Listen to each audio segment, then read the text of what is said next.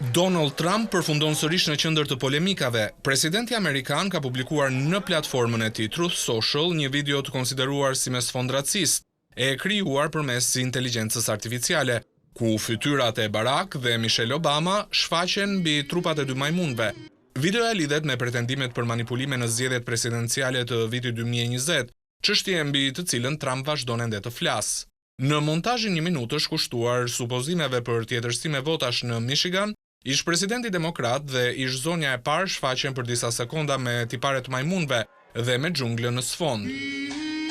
Ky veprim ka ngjallur indinjat, edhe pse siç thon mediat e huaja, publiku është i mësuar me gjuhën e Donald Trumpit. Por tani sinjalizimi erdhi nga llogaria në X që mban emrin Republikanët kundër Trump, e cila numëron 1 milion ndjekës.